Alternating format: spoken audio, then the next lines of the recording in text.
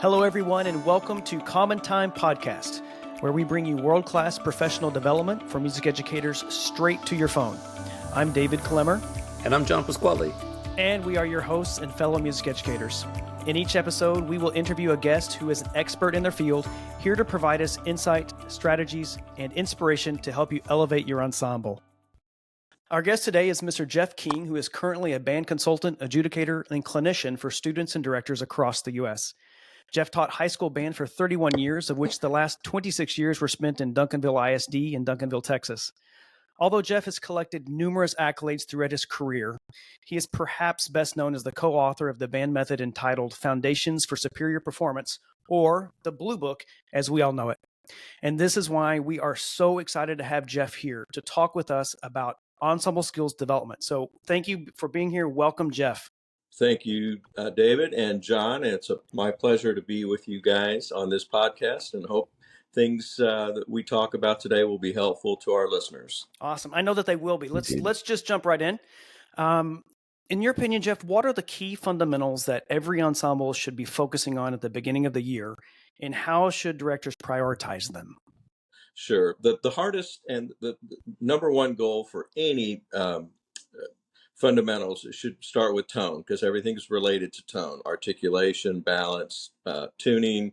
And tone is the hardest thing to develop, and it takes the most amount of time. So I think as directors, we need to have levels of where we think students should be at that time.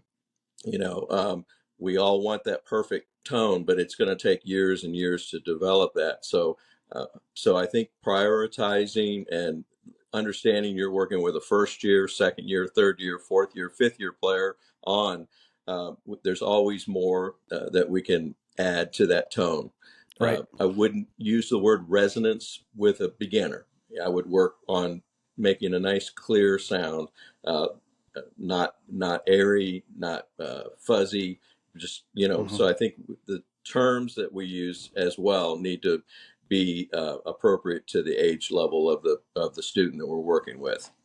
Sure. And so beyond tone, if we're working on tone, obviously there's other fundamentals that we're going to want to prioritize next. What would be the next two or three that you would think of that directors are needing to prioritize, especially at the beginning of the school year? Sure. In unpacking tone, we're talking about everything like equipment, mouthpieces, ligatures, reeds. We're talking about breathing concepts. We're talking about basic equipment, instruments. So all of that is inside of tone. But I guess the next, if I was to prioritize, I mean, a bunch come right after that. But I think, listening skills from the very beginning can and should be approached. I think if I look back at my career, I refer to what Mr. Merrill, Brian Merrill would say. He was a fireman. He put out fires. He'd say, that's out of tune, and put water on that, and then this is not good, and you chop it out.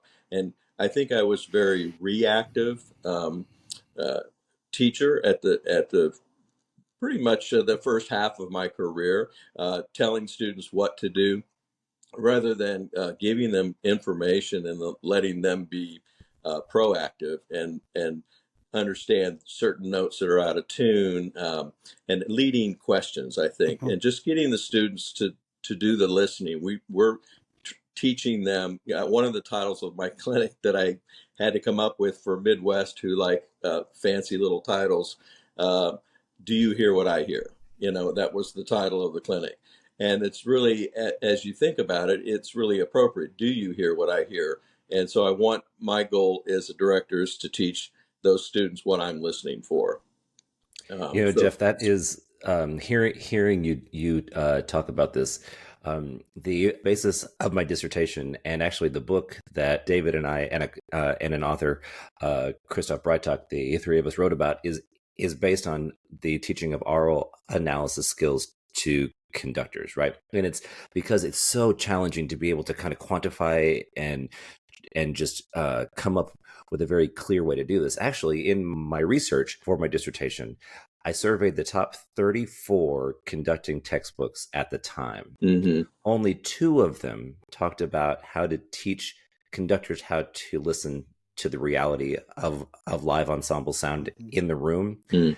So one of them was in chapter 16 of 20, and the other one was in the appendices, which really makes you think about it. So when I first learned about the Blue Book, I was so taken aback by two things. One, how you codified a very specific structure to work on ensemble fundamentals, but then two, how to teach the students how to orally assess the sounds that they produced. Because that's the key element that I think is often missing, right? So anyway, on that, how do you recommend structuring a daily rehearsal to ensure a strong focus on fundamentals, but while also still working on concert repertoire? Sure. And I think, John, with that question, I can unpack it a couple ways. At the intermediate or beginner level, middle school, high school, and on. So each of course, the amount of time that's in the rehearsal would affect my answer that I'm about to give. So all of that comes into play. The level of the students would definitely come into play. I've been known to do a lot of fundamentals with younger students, and they don't understand and have the mental ability to hang on to all that. So I think all of that comes into play. So the answer is going to vary depending on everyone's different situation, right? Of course. But I would say some sort of tone development, okay, whether that's through long tones, and it just needs to be a little bit. It does not need to be, 30 minutes or 20 minutes of long tones, but concepts of long tone and building good tone. And again, like I told David, from the very first note, we're doing listening skills. Whether they're in a full ensemble or just in a like instrument class, I think that we need to keep redirecting the students' attention, getting their ears. Do you hear what I hear? Concept. And then I would do some kind of, as you know, in the Blue Book, and we'll just call it the Blue Book because it's a lot easier to say, a lot of some flexibility exercises. So for brass, that's pretty simple. Your lip slurs, right? And playing them on the level where they should be is very important. I think that during your fundamental time, 95% of the time, it should sound really good. Okay, because we want our students, when they play their literature, when they work on their music, we want that to sound good as well. It does not mean that they're going to have spots that they can't play and that are rough, but those are, I think, important things that your students sound good in the majority of the time that they're working on their fundamentals. So I lost my train of thought there. So going back to the lip slurs need to be on their level, right? So we don't do a more flexible lip slur until they can play a real basic one with a great sound. Again, back to tone. And then, of course, the flutes doing harmonics, which some people understand and don't understand, but the harmonics teaches the flutes how to play in that third octave without overblowing, and they're making their aperture do the work rather than overblowing. The clarinet's doing register studies over that the big skip there, and then the saxes and double reeds are doing octave slurs for intonation, half-hole technique, flick technique, all those different elements. And then, of course, the Blue Book, thanks to Mark Wessels, has all these percussion elements in it, from snare all the way through 2 to 4 mallet technique. And so there's lots of options in there for the director to kind of pick and choose an exercise or two that their students are on. One of the things I would caution people about, you asked a big question, so I'm sorry you're getting kind of a long answer, but we're doing some kind of long tone, then we're doing some kind of flexibility. It just needs to be part of that. If they can do 4 measures of a lip slur that sound really good, then that's all you need to do. We don't need to play the entire exercise.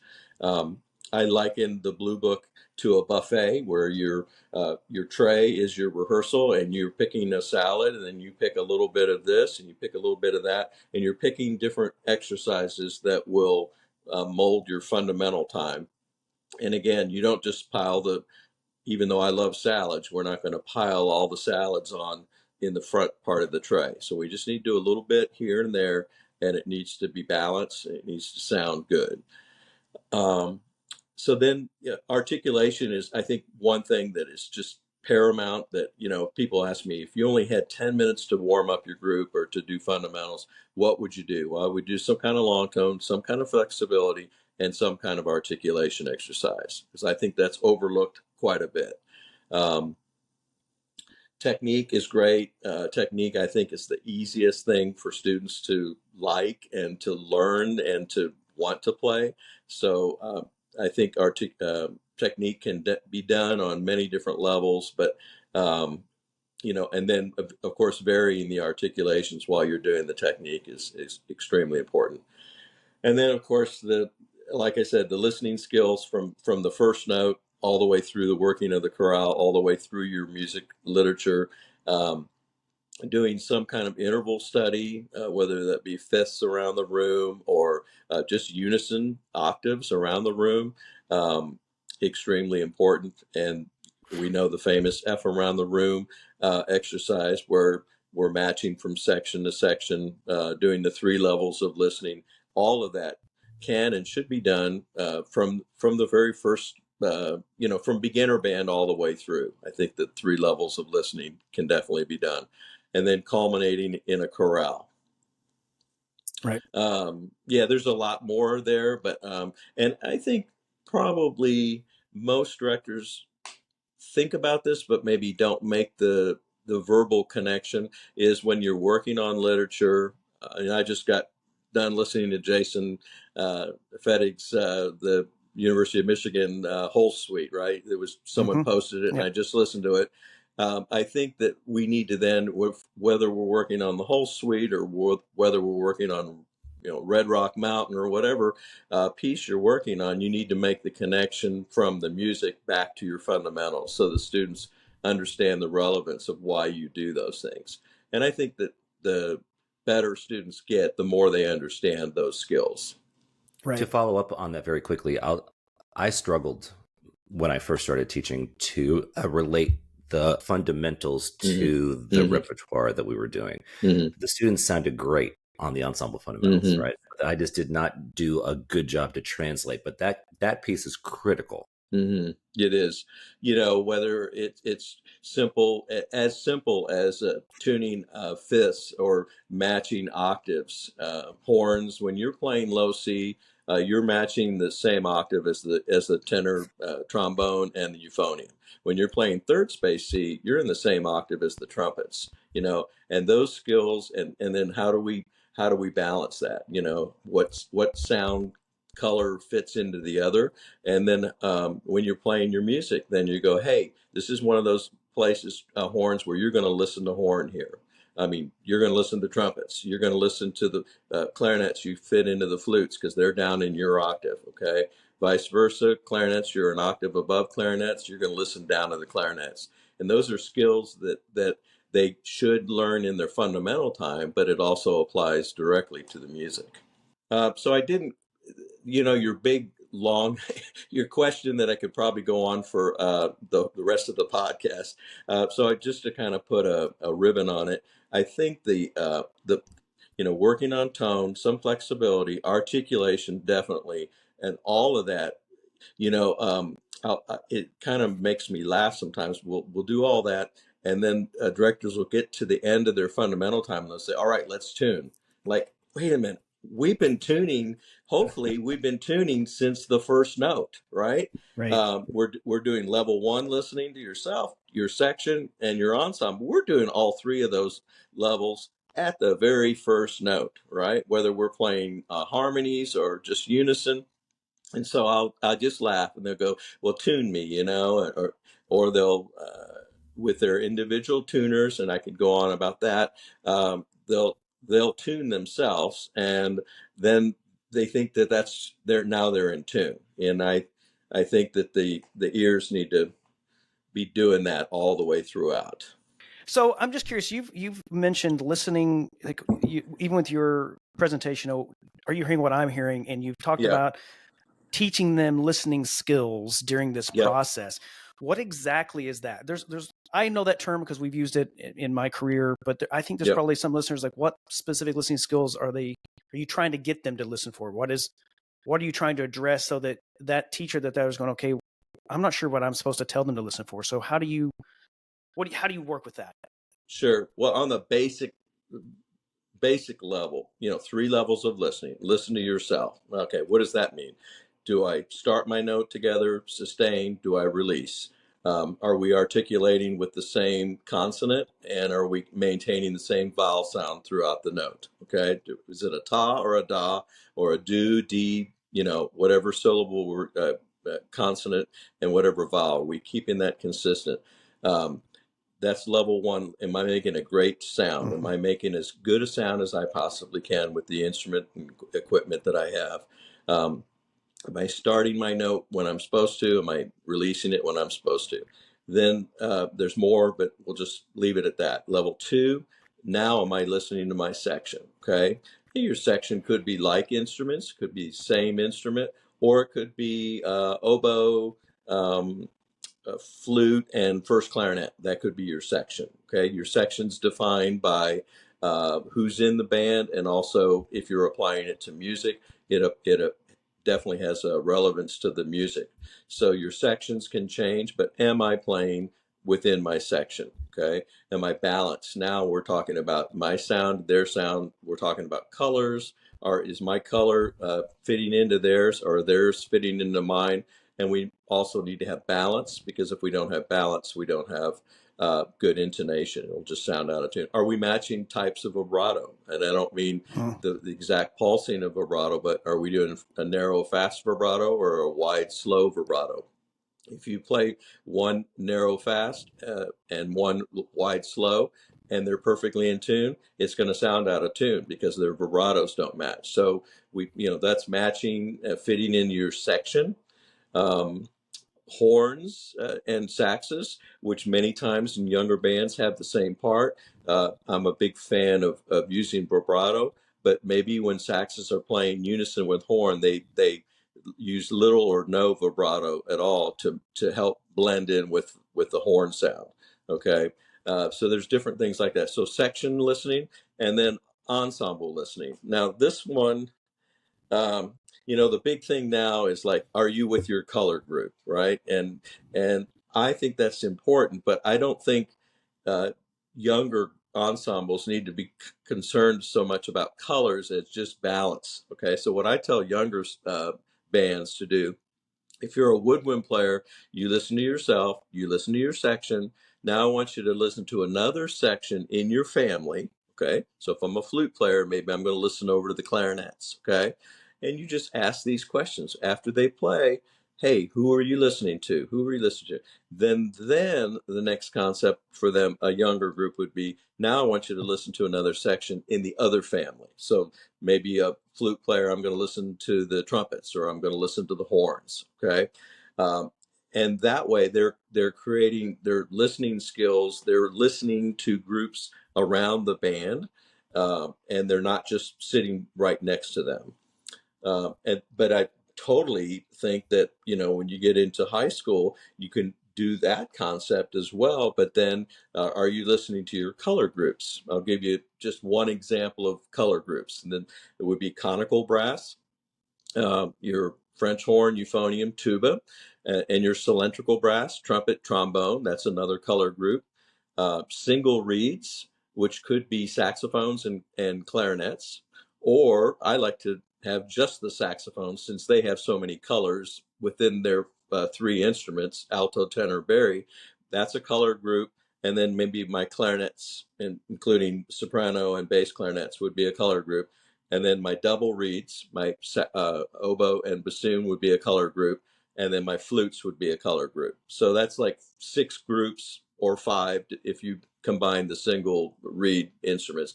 And I think that, again, just having, are you listening to your color group? And that question is just words, right? You can tell by the way they play if they're listening to their color groups. Okay, so we already know.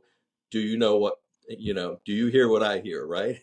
Right. We already know that, but we just want to guide them to the answer and not just tell them, hey, you're playing too loud, or hey, you need to do this. I think more questions than answers is sometimes a better way to teach, more effective.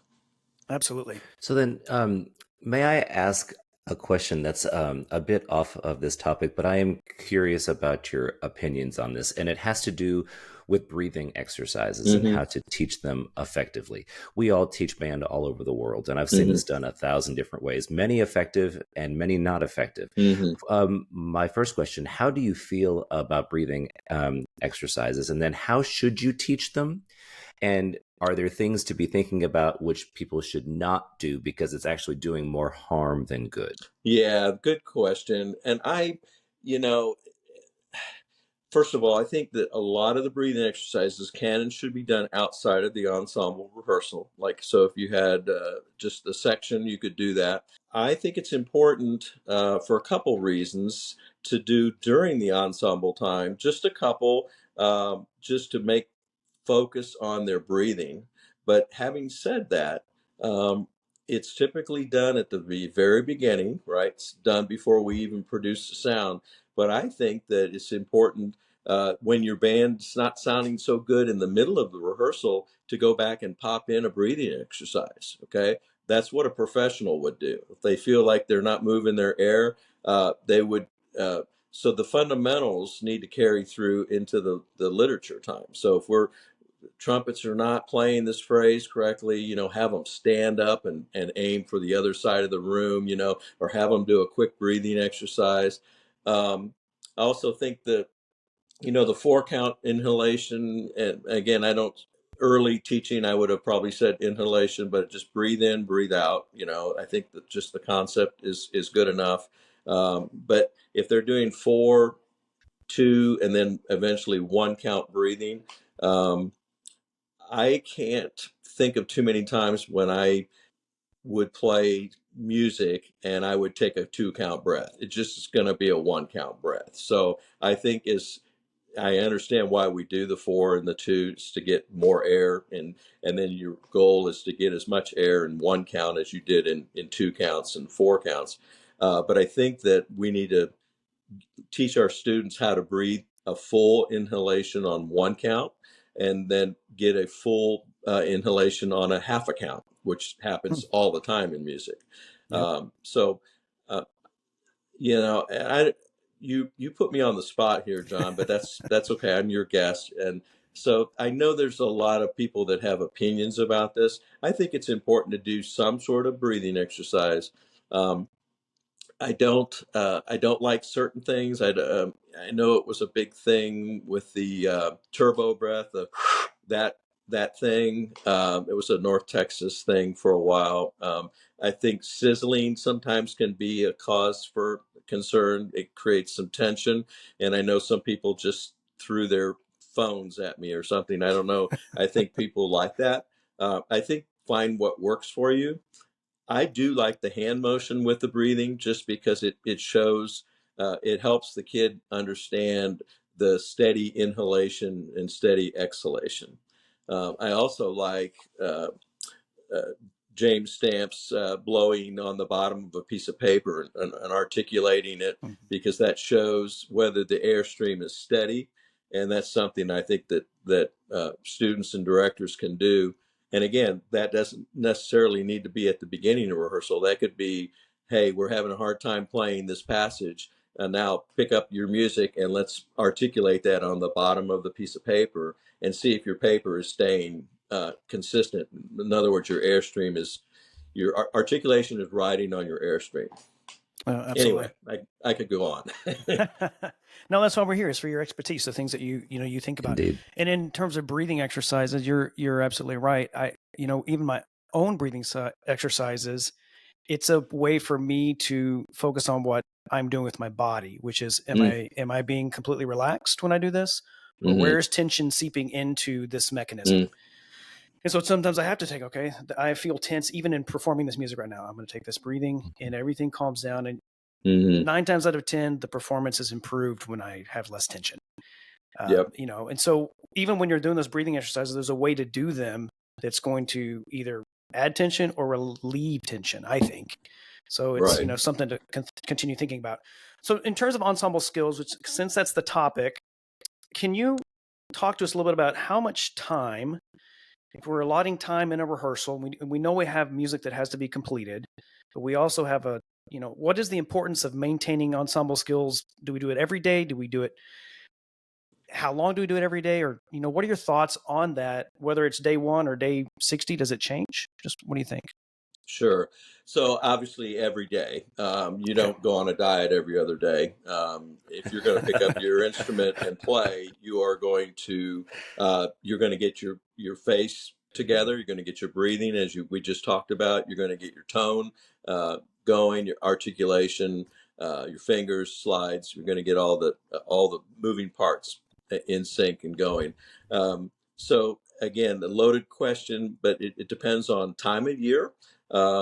And I remember back in the day, Donna Strain, who was a very good band director at Byrd Middle School, she would work on out of the I Recommend book, because the Blue Book wasn't written then, and she would play scales and thirds and do all this and spend a good amount of her class time, and this was like the day before UIL, and so she never let go of those fundamentals. Now, I will say that as the year goes along and you've developed your fundamentals down to a time, I think that you could get. This is just a generic answer, but I think you could get everything really a thorough warming up, but tuning, and again, tuning from the very first note, articulation, all of that, a chorale within 15 minutes easily. And again, you don't have to play all of the lip slur if you just play part of it and just fine tune your fundamental time. So I don't know if that answered your question, David, but I think that I'll hear people. This bothers me too. They'll sit down, the kids will play a long tone, and then they go, "All right, measure 16 in the music," and I'm like, you know, um, I want to develop those fundamentals all the way up to contest time. And you know what? After the day after contest, we're going to work on fundamentals, because it's everything important about the Right. music. So I don't understand when people reduce their, and I call it warm up time, but their fundamental time, and they reduce it down to just like one little exercise. And I'm like, wow, you didn't even give your students a chance to do any kind of tuning, right? And then just having them tune on their own, that's not tuning. That's not ensemble tuning. Okay, that's individual tuning, which I think is important. But I think in order for ensembles to play in tune and match, you have to give them some time to do that. Yeah, no, absolutely. It reminds me when I was an undergrad, David Bilger was the principal trumpet in Dallas, and Yep. I went to a master class with David, and he was talking about his audition process. And I don't remember the exact time frame, but it was like 2 weeks prior to the audition, he went back to the Arbin book and just played the Arbin book. Like his 2 weeks Mm-hmm. prior, he'd spent all this time, perfecting the list, all the, Mm-hmm. but when it came right down to it, he had to focus back on, okay, how do I play the trumpet really well? Yep. And then he would go into the audition. He went from Dallas to Philadelphia, and Yep. fantastic Oh, I know. player. Great Yeah. player. And that's where, anyway, I think Adolf Hersov had a thing where he would play a top tones exercise, which, as you know, are 2 pages long, and have some top tones in them. And the tessitura is a little bit high. And if you get through a top tones, he felt like he had the chops to play the orchestral music that was going to be in front of him. Right. So, well, I'll tell you, I think it's one of the things we should absolutely get across today is like ensemble skills are something that must be focused on consistently. You just said every day. Whether it's, 15 minutes, that's fine, but it must be every day, or we're not moving forward. We're creating holes. There's gaps in this progression forward. So I think that's really something important. We just have to keep reminding ourselves, even though we might feel we're busy and we've got to get to the music and contest is coming, Mm-hmm. this is important that we just maintain the path. It really is. And again, just giving those students the opportunity not only to get everything working correctly, but get their ears working correctly. Yeah, absolutely. And if we're just telling them everything instead of letting them be proactive and being, I think it's really important. Yeah, absolutely. There's always time. I just want to emphasize that to everybody listening. There's always time. And in fact, you have to do it. I'll just say you have to do it. So just because we are kind of running short on time, we ask our guests 2 questions that are just a bit more light nature, just to kind of wrap things up. So I'll take the first one. Do you have a book that has particularly inspired your teaching journey? I saw that. I don't think this podcast is going to be videoed, or maybe it is, but I'm in my study. I'm in my space, right? And as you know, I'm retired, but I'm looking over at my bookshelves of books, and there's so many that it's hard to pinpoint down. I'm going to go grab this Grab one. them. Let's see them. Mr. Green's book, I read that and then I reread it and I go, oh, okay, I get it. This one, it's Rehearsing the Band by Williamson. I don't know if you know that one. I do. Yeah, and it's a little spiral bound thing, and it just has different conductors or directors, right? Battisti, Corporon, Croft, Hunsberger, go on, Junkin, Kirchhoff, McMurray, Reynolds, Smith, Whitwell, Williamson, right? And it just talks about different things. I like that book. And again, I've got it half highlighted and I'll just go back and read it again. And I don't know that I can just say, hey, this is the book, but I would say that everyone that's listening to this podcast and anyone that is a band director know that you're going to learn. You're lifelong learners, right? And and I'm continuing to learn. And which kind of, you didn't ask this question, but it kind of goes to the adage where, surround yourself with smart people, right? Well, I will go one step further. Tony Plogue says, don't be the smartest person in the room.